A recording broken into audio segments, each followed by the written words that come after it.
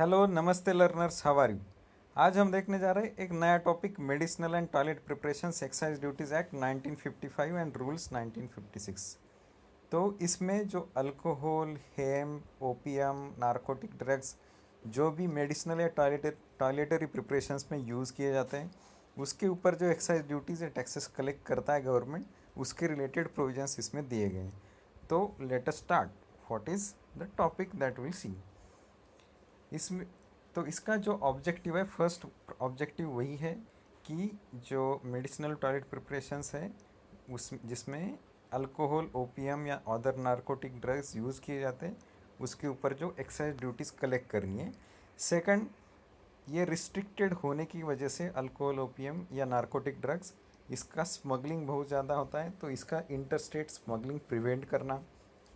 तीसरा जो प्रोविज़न है, तो इसके रिलेटेड जो भी पनिशमेंट होंगे, कॉन्ट्रावेंशन टू द एक्ट, तो उसके रिलेटेड पनिशमेंट प्रिस्क्राइब करना।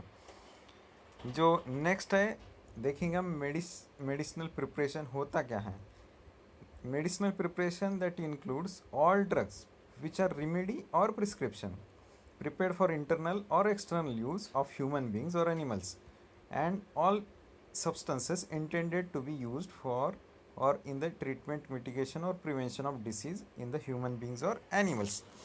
नेक्स्ट देखेंगे हम टॉयलेट प्रिपरेशन की definition. Toilet preparation means any preparation which is intended for use in the toilet of human body और in the perfuming apparel of any description or any substance intended to cleanse, improve or to alter complexion, skin, hair or teeth, and it includes deodorants and perfumes. So जो medicinal preparation है वो definition लगभग drugs की जैसी है, और जो toilet preparation है वो डेफिनेशन कॉस्मेटिक्स भी कवर करती है, जो हमने DNC एक्ट में देखी है। ड्यूटीएबल गुड्स वो होते हैं जिनकी लिस्ट इस एक्ट के शेड्यूल में दी गई है, जिसके ऊपर टैक्सेस कलेक्ट करती है गवर्नमेंट।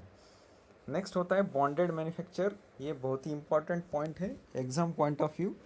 तो ये प्रीमाइसेस होता है जिसके अंदर मैन्युफैक्चरिंग स्टोरेज होता है मेडिसिनल टॉयलेट प्रिपरेशन का, जिसमें हम अल्कोहल, ओपियम, इंडियन हेम या अदर नारकोटिक ड्रग्स यूज़ करते हैं। लेकिन point to be noted is कि उसमें जो ड्यूटीज़ होती है, टैक्सेस होते हैं, वो मैन्युफैक्चरिंग करने तक आपको पे नहीं करनी है। ओके। नेक्स्ट जो है नॉन बॉन्डेड मैन्युफैक्चर, तो वो भी प्रीमाइसेस होता है, लेकिन यहाँ पे आपको क्या करना पड़ता है, जो ड्यूटीज़ होती है अल्कोहल, ओपियम, इंडियन हेम या नारकोटिक ड्रग आप मेडिसिनल टॉयलेट प्रिपरेशन में जो यूज़ कर रहे हो, तो उसकी ड्यूटीज़ आपको पहले पे करनी होती है, उसके बाद आप मैन्युफैक्चरिंग कर सकते हो। तो देखेंगे हम डिफरेंस क्या होता है। तो पहला डिफरेंस होता है जो बॉन्डेड मैन्युफैक्चर या नॉन बॉन्डेड मैन्युफैक्चर में होता है, या उसी को हम अंडर बॉन्ड मैन्युफैक्चरिंग या आउटसाइड बॉन्ड मैन्युफैक्चरिंग कहते हैं। तो पहला डिफरेंस वही है कि जो डेफिनेशन है इसकी, जो ड्यूटीज़ होंगी बॉन्डेड मैन्युफैक्चर में, ड्यूटीज़ हम पहले पे नहीं करते हैं, मैन्युफैक्चरिंग होने से पहले हम पे नहीं करते। लेकिन मैन्युफैक्चरिंग होने से पहले आपको अगर ड्यूटीज़ पे करनी पड़ती है, तो नॉन बॉन्डेड मैन्युफैक्चर उसको कहते हैं हम। जो नेक्स्ट डिफरेंस है इसका, तो इसके रिलेटेड सिर्फ मैन्युफैक्चरिंग के रिलेटेड जो रूल्स है वही इस एक्ट में दिए गए रिलेटेड टू बॉन्डेड मैन्युफैक्चर या बॉन्डेड लैब, लेकिन मैन्युफैक्चर और सेल के रिलेटेड जो रूल्स हैं वो इस एक्ट में दिए गए related to non bonded lab. Next जो है लैब ओपनिंग और क्लोजिंग के रिस्ट्रिक्शंस प्रिस्क्राइब नहीं किए रिलेटेड टू बॉन्डेड मैन्युफैक्चर, क्योंकि ये लार्ज स्केल पे होता है। लेकिन जो नॉन बॉन्डेड लैब होता है उसको आपको ओपनिंग क्लोजिंग उसका जो होगा सनराइज़ और सनसेट के बीच में ही करना होगा। जो बॉन्डेड लैब होता है वो बड़ी मात्रा में, बड़े स्केल में चलता है, लार्ज स्केल पे, तो वहाँ पे एक्साइज ऑफिसर आपको लगता है। और जो नॉन बॉन्डेड लैब होता है, स्मॉल स्केल होता है, तो वहाँ पे आपको एक्साइज ऑफिसर परमानेंटली नहीं लगता है। जो एक्साइज ऑफिसर आप प्रोवाइड कर रहे हो बॉन्डेड लैब के लिए, तो वहाँ पे उसके लिए एकोमोडेशन भी प्रोवाइड करना होगा। नेक्स्ट, तो ये एकोमोडेशन ज़रूरी नहीं होगा नॉन बॉन्डेड लैब में। ड्यूटीज़ जो पेड करेंगे हम, that is paid at the time of removal of preparation from the bonded lab, that is after manufacturing। लेकिन नॉन बॉन्डेड लैब में यानी कि मैन्युफैक्चरिंग आउटसाइड बॉन्ड अगर आप कर रहे हो तो duties paid in advance before manufacturing. और जो लास्ट पॉइंट आप इसमें ऐड कर सकते हो, bonded manufactured that is preferred for the large scale, okay, and the non bonded that is preferred for the small scale, okay. Next, इसके लिए अभी लाइसेंस अगर आपको चाहिए तो एक जनरलाइज प्रोसीजर होती है, वही प्रोसीजर हम देखेंगे। एप्लीकेशन आपको करना होगा और उसके रिलेटेड जो भी फीस होगी, फॉर्म आपको फिलअप करना होगा। एप्लीकेशन ग्रांट, लाइसेंस ग्रांट करने के लिए या रिन्यू करने के लिए, दोनों के लिए आपको एप्लीकेशन लगेगा। तो एप्लीकेशन किसको करना है? ये एप्लीकेशन किया जाता है यूजुअली जो आपके स्टेट का एक्साइज कमिश्नर है, उसको बॉन्डेड मैन्युफैक्चरिंग या वेयर हाउसिंग के रिलेटेड। लेकिन अगर आप दूसरी चीज़ें कुछ बनाना चाह रहे हो तो आप स्टेट गवर्नमेंट से कांटेक्ट करते हो। So point of interaction is usually the collector of your district, okay. So अगर आप कंप्लाई कर रहे हो सभी प्रोविजंस जो एक्ट में दी गई है आपके एप्लीकेशन में और कंडीशंस, तो आपको लाइसेंस इशू किया जाता है। अगर नहीं तो आपको लाइसेंस नहीं दिया जाएगा, आपका एप्लीकेशन रिजेक्ट होगा। तो अगर रिजेक्ट होता है तो आपको जो भी पॉइंट्स डेफिशिएंट हैं फुलफ़िल करके आपको फिर से एप्लीकेशन करना होगा। जो एप्लीकेशन आप करने वाले हैं तो उसमें आपको आपका नाम, एड्रेस, आपकी अगर कंपनी है या रजिस्टर्ड फर्म है तो उसके डायरेक्टर्स, मैनेजर्स या मैनेजिंग एजेंट्स जो भी होंगे उनके भी डिटेल्स आपको प्रोवाइड करने हैं। जो आप कैपिटल या मनी आप इन्वेस्ट कर रहे हो आपकी फर्म में, उसका अमाउंट आपको उसमें लिखना होगा। बाद में जो मैन्युफैक्चरिंग आप कर रहे हो जिस जगह पे, उस प्लेस का नाम, उस बिल्डिंग का नाम या बाकी जो भी डिटेल्स है वो भी आपको प्रोवाइड करने हैं। अगर आप ये पहली बार कर रहे हो तो अप्रॉक्सीमेट डेट ऑफ कॉमेंसमेंट आपको लिखना होगा। नेक्स्ट, जो एपरेटस परमानेंट है, मशीनरीज परमानेंट है, तो उसके number, full description of watts that is large scale container, steel और अदर मशीनरीज, आपको वो भी इंफॉर्मेशन प्रोवाइड करनी होगी एप्लीकेशन में। अगर आप बॉन्डेड में कर रहे हो तो उसके लिए आपको एक्साइज ऑफिसर लगेगा, तो एक्साइज ऑफिसर की रिक्वायरमेंट आपको इसी में मेंशन करनी है। तो उसके लिए आपको स्टाफ क्वार्टर प्रोवाइड कर रहे या नहीं उसका भी स्टेटमेंट देना होगा। आपने अगर बिल्डिंग बनाई है तो उसका प्लान आपको प्रोवाइड करना है। जो लाइसेंसेस आपको ऑलरेडी इशूड है ड्रग्स एंड कॉस्मेटिक्स के रिलेटेड, जिसमें आप ये जो अल्कोहल या अदर नारकोटिक ड्रग्स आप यूज़ करना चाह रहे हैं तो उसके रिलेटेड लाइसेंसेस आपको उसकी लिस्ट देनी होगी।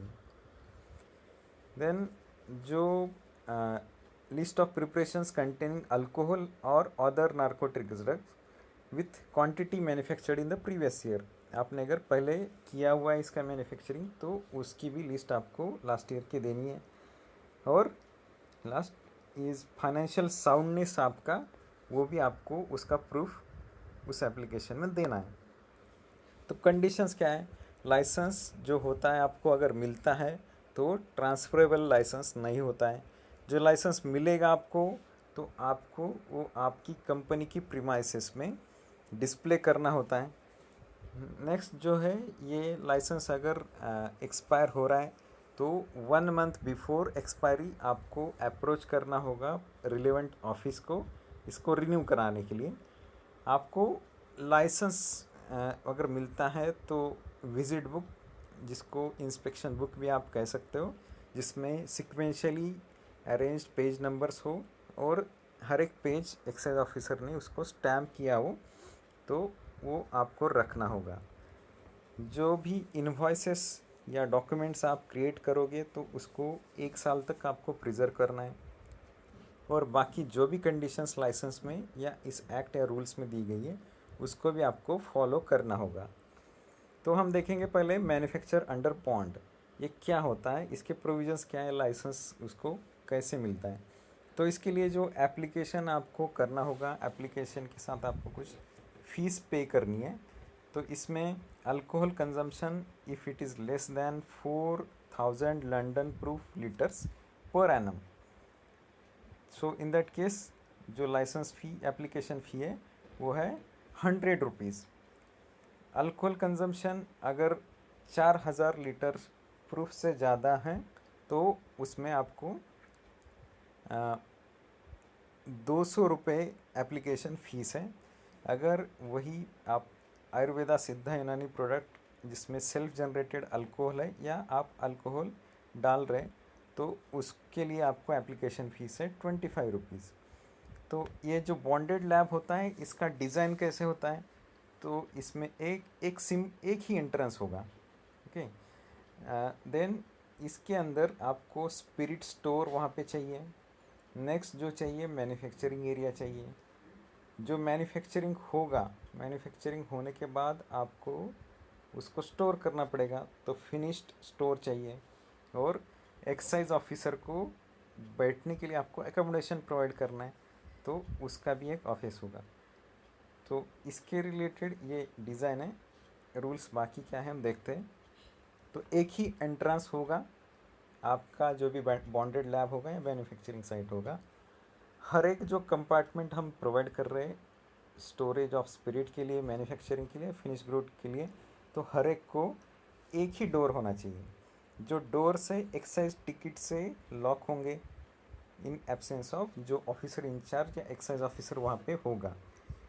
जो बॉन्डेड मैन्युफैक्चरिंग होता है तो उसके रिलेटेड जो प्रोविजंस है उसमें हमें क्या चाहिए कि एक स्पिरिट के लिए स्टोर चाहिए, एक लार्ज रूम चाहिए मैन्युफैक्चरिंग के लिए, और फिनिश्ड प्रोडक्ट्स जो भी होंगे उसके स्टोरेज के लिए रूम चाहिए। सेपरेट अरेंजमेंट आपको करना होगा। अगर आप सेम प्रीमाइसेस में टॉयलेट प्रिपरेशंस भी बना रहे हो तो उसके मैन्युफैक्चरिंग के लिए और उसके फिनिश प्रोडक्ट जो भी होंगे उसके लिए अलग से आपको फैसिलिटी क्रिएट करनी होगी। जो आप एक्साइज ऑफिसर के लिए फैसिलिटी क्रिएट कर रहे हो तो वहाँ पे नेसेसरी फर्नीचर के साथ फैसिलिटी आपको कंपार्टमेंट प्रोवाइड करना है।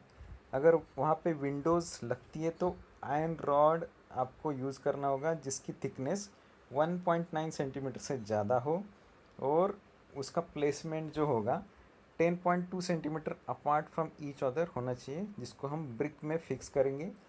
उसको वायर शेड लगाना है, वो भी अंदर की साइड से, ना कि बाहर की साइड से, हाँ इनर साइड से आपको लगाना है। जो रूम्स होंगे तो रूम्स हर एक रूम के ऊपर आपको नाम लिखना है उस रूम का, और सीरियली नंबर भी करना है। जो पाइप्स फिटिंग्स होंगे जो सिंक बेसिन से कनेक्टेड है तो वो जनरल ड्रेनेज सिस्टम से ही कनेक्टेड होनी चाहिए, अलग से उसका ड्रेनेज नहीं होना चाहिए।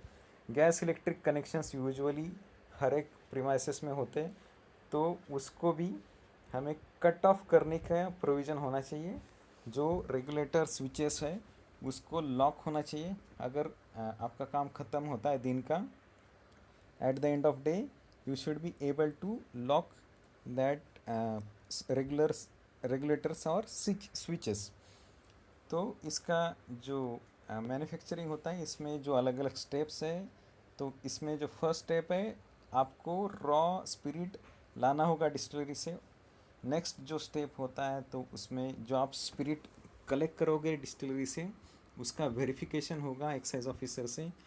नेक्स्ट उसका स्टोरेज होगा आपके प्रीमाइसेस के अंदर, जो रॉस रेक्टिफाइड स्पिरिट के लिए आपने स्टोरेज फैसिलिटी प्रोवाइड की है।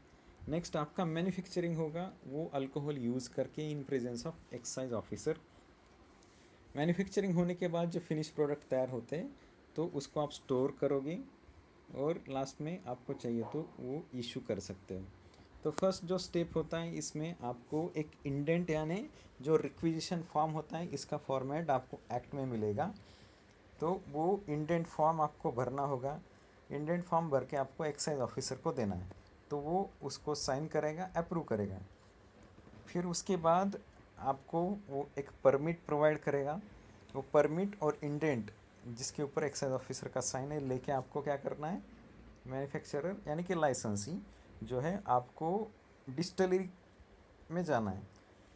डिस्टिलरी यानी कि जहाँ पे अल्कोहल तैयार होता है या बाकी जो प्रोडक्ट तैयार होते हैं, तो वहाँ पे उस प्रोडक्ट की जो भी कॉस्ट होगी, अल्कोहल होगा या अदर नार्कोटिक ड्रग्स, उसकी कॉस्ट आपको पे करनी है। Point to be noted, excise duties अभी पे नहीं करनी है किसी को भी।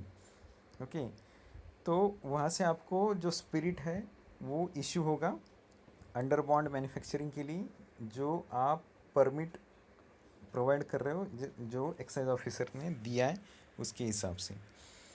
तो फिर स्पिरिट आप डिस्टिलरी से कलेक्ट करके आपके प्रीमाइसेस के अंदर लेके आओगे। नेक्स्ट जो कंसाइनमेंट आएगा स्पिरिट का, तो उसको एक्साइज ऑफिसर वहाँ पे जो है वो चेक करेगा, उसकी स्ट्रेंथ कितनी है, वॉल्यूम कितनी है, तो वो सभी चीज़ें नोट करेगा और उसको रजिस्टर में एंटर करेगा। जैसे ही वो चेक हो जाता है, आपको उसका स्पिरिट का जो भी स्टोर है 1 नंबर वाला, तो वहाँ पे उसको स्टोर करना है। और जब जैसे लगता है तो एक्साइज ऑफिसर के परमिशन से उसको वहाँ से निकालना है। जैसे कि अभी मैन्युफैक्चरिंग अगर हम कर रहे हैं तो आपको कैलकुलेशन करना होगा कि कितना स्पिरिट हमें चाहिए, और वो कैलकुलेशन इंचार्ज ऑफिसर यानी कि एक्साइज ऑफिसर आपके लैब में जो है उसको वो सबमिट करना है। तो वो आपको जो प्रिपरेशंस लग रहे हैं उसके रिलेटेड अल्कोहल प्रोवाइड कर सकते हैं। आपको क्या करना है, इसके पहले मैन्युफैक्चरिंग इंडेंट आपने दे दिया है, आपको जो भी इंग्रेडिएंट्स लग रहे हैं प्रिपरेशंस बनाने के लिए तो वो रेडी करके रखना है मिक्सिंग के लिए। बाद में फिर इंचार्ज जो होगा स्पिरिट आपकी इंडेंट के हिसाब से, रिक्वेजिशन के हिसाब से आपको स्पिरिट इशू करेगा फ्रॉम स्टोर, उसकी एंट्री करेगा properly, then he will issue. तो उसके प्रेजेंस में ही आपको क्या करना है, अल्कोहल जो आपने इंग्रेडिएंट्स ऑलरेडी प्रिपेयर करके रखे हैं मिक्सिंग के लिए, अल्कोहल मिक्स करना है उसी के प्रेजेंस में, दैट इज़ ऑल्सो इम्पॉर्टेंट। तो उसके बाद आपके जो प्रोडक्ट है वो तैयार हो जाएंगे यानी कि फिनिश गुड हो जाएंगे। तो उसको मेजर करके आपको स्टोर करना है। जो बाकी डिटेल्स है उसके कंटेनर के ऊपर आपको लिखना है name, batch number, quantity, manufacturing date, कहाँ पे बना है, ये सभी चीज़ें आपको उसके लेबल पे मेंशन करना है। आप जैसे ये फिनिश गुड बनाते हैं तो आपको उसका क्वालिटी टेस्ट करना होगा।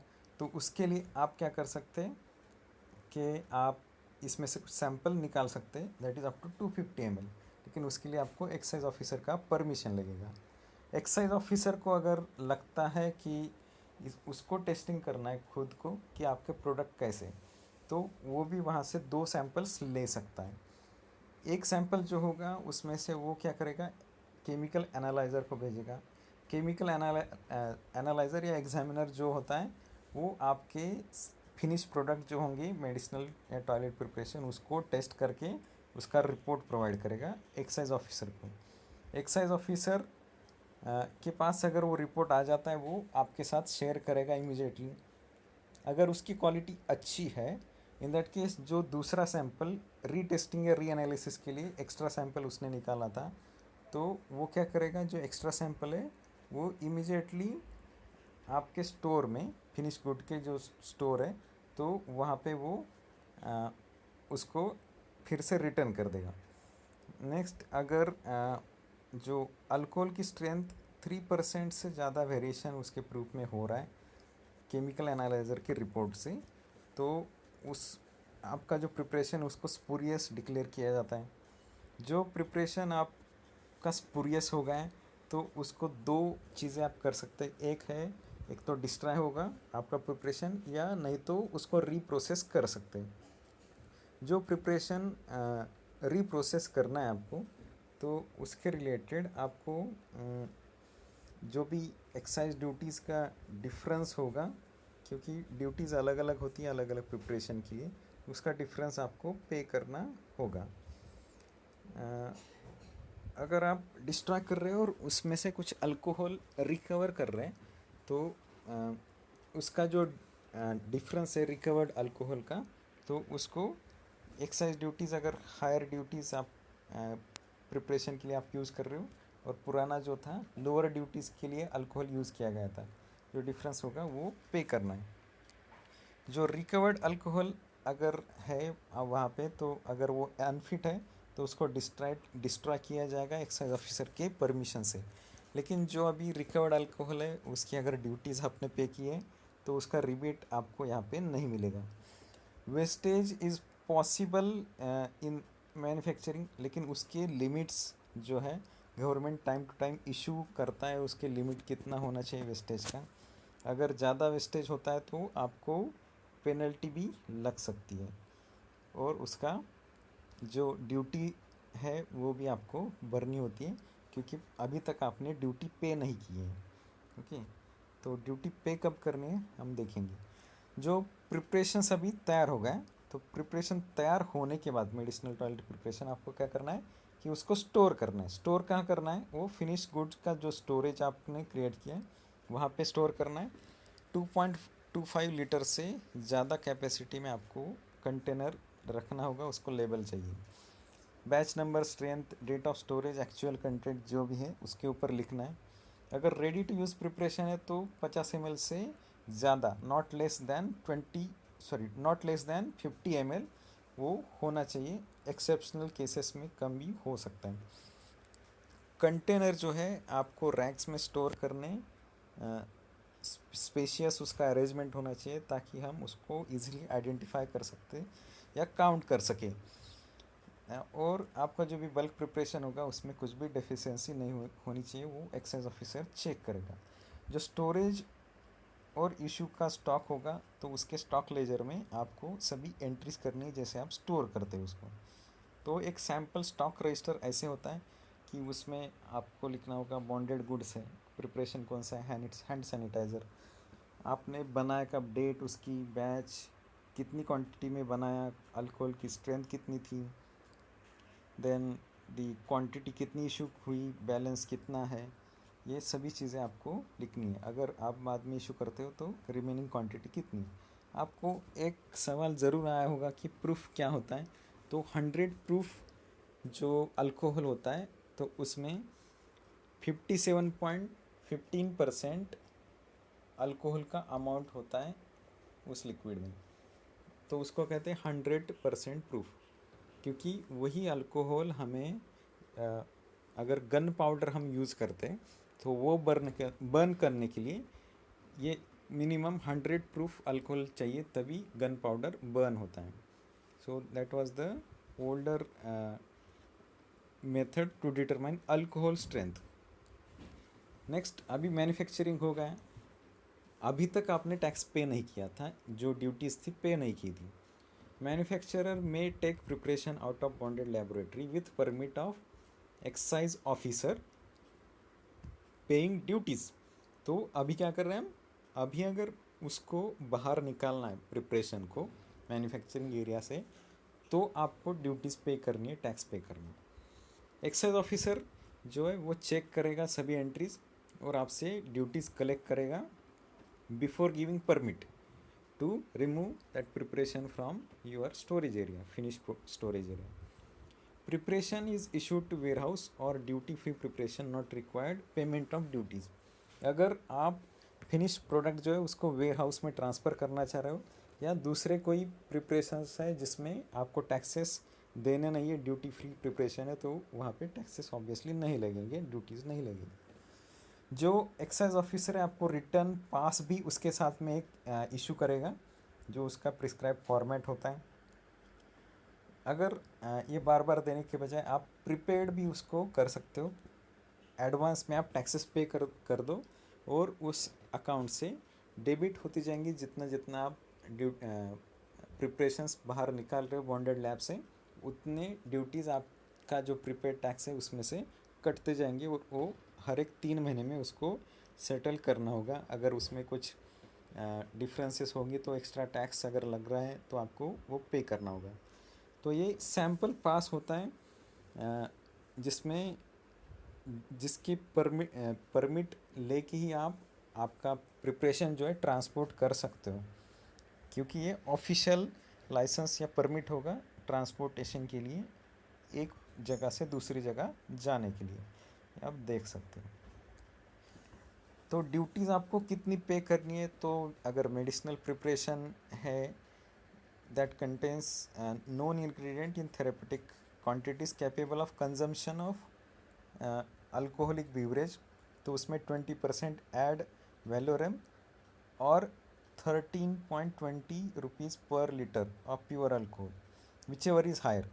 तो 20% ऐड वेलोरम यानी कि जो आपकी गुड्स की वैल्यू होगी, जो प्रिपरेशन की वैल्यू होगी, उसकी वैल्यू जितनी है उसके ऊपर 20% टैक्स लगेगा, या 13.20 पर लीटर, जो भी ज़्यादा होगा वो टैक्स आपको देना होगा।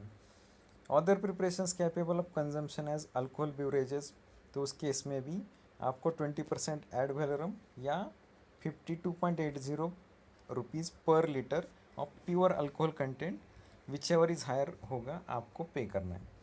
बाद में अगर आयुर्वेदिक प्रिपरेशन है जो सेल्फ जनरेटेड, जिसमें अल्कोहल तैयार हो रहा है और उसका अल्कोहलिक ब्यूरेज के फॉर्म में कंजम्पशन पॉसिबल नहीं है, तो उस केस में टैक्स जो ड्यूटीज़ है नहीं लगती है।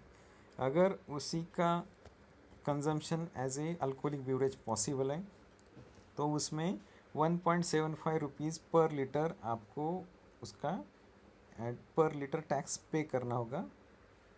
नेक्स्ट जो है अदर जो आयुर्वेदिक प्रिपरेशंस होंगी जो डिस्टिलेशन से बन रहे हैं या आप ऊपर से उसमें अल्कोहल डाल रहे हैं, तो उसके रिलेटेड आपको 52.80 rupees per litre of pure alcohol tax पे करना है। पेटेंट या प्रोप्राइटरी मेडिसिन अगर है तो उस केस में 20% एड वेलोरम और ₹6.60 पर लीटर आपको टैक्स पे करना होगा। जो बाकी प्रिपरेशंस होंगे जिसका अल्कोहल के फॉर्म में, ब्यूरेज के फॉर्म में कंजम्पशन पॉसिबल नहीं है, तो उस केस में भी आपको 6.6 रुपीज़ पर लीटर ड्यूटीज़ पे करनी है। होम्योपैथिक प्रिपरेशन अगर है तो 13.20 रुपीज़ पर लीटर आपको ड्यूटीज़ पे करनी है। टॉयलेट प्रिपरेशन अगर है तो उसमें बहुत ज़्यादा टैक्स है, 60% एड वेलोरम और ₹13.20 per litre of pure alcohol content whichever is higher, वो आपको ड्यूटीज़ पे करनी है। नेक्स्ट जो है एक्साइज ड्यूटीज़, एक्साइज स्टाफ वहाँ पे अगर लग रहा है तो कितना स्टाफ लगता है, फुल टाइम लगता है, पार्ट टाइम लगता है, वो क्या होता है कि जो एक्साइज कमिश्नर होगा वो ओनर के साथ उसकी रिक्वायरमेंट जो है डिस्कस करेगा, उसके हिसाब से full time part time staff, number of staff वो अपॉइंट करेगा। उसके लॉजिंग की अरेंजमेंट आपको ही करनी है अगर आपकी बॉन्डेड लैब है तो, और वो मैन्युफैक्चरिंग प्रीमाइसेस के साइड में ही आसपास कहीं तो भी होनी चाहिए। So that is the first part. The next part will see in the next session.